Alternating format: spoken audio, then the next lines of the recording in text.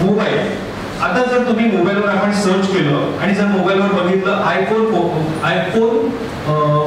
Photos, तर कमीत कमी 2,500 ते 3,000 फोटोज तुम्हाला जास्तच जेवढे स्क्रोल कराल ना तेवढे फोटोज बघायला मिळतील. सेम वाईस वर्सा आपण अनब्रँडेड कोणताही फोन घेऊया, त्याला समजा आपण सर्च केलं तर त्याचे पण कमीत कमी नाही म्हटलं तरी 1,500 ते 2,000 फोटोज तुम्हाला बघायला येतील. सांगण्याचा उद्देश असा आहे की ब्रँडला सुद्धा, आपल्या ब्रँडला सुद्धा फोटोग्राफीची गरज आहे आणि जो ब्रँड नाहीये, जो मार्केटमध्ये येतोय त्याला सुद्धा फोटोग्राफीची गरज आहे.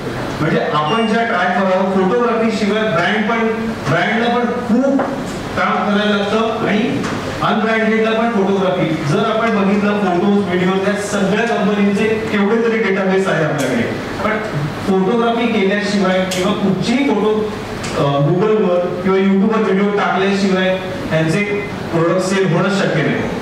आयफोन हा प्रत्येक वर्षी सप्टेंबरला नवीन फोन लॉन्च करतो. त्याची तयारी त्यांनी आतापासून केलेली आहे. त्याचे फोटो व्हिडिओ आता यायला सुरुवात होती.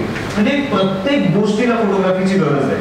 सांगण्याचा उद्देश हाच आहे की फोटोग्राफी ही 95 पासून ज्या कोणी इंटरनेट या सगळ्या गोष्टी डेव्हलप झाल्या तेव्हापासून इंडस्ट्री पूर्णपणे आपण जो वेडिंग फोटोग्राफर बघत होता त्याच्याकडे बघायचा दृष्टिकोन आता आपल्याला बदलायला पाहिजे.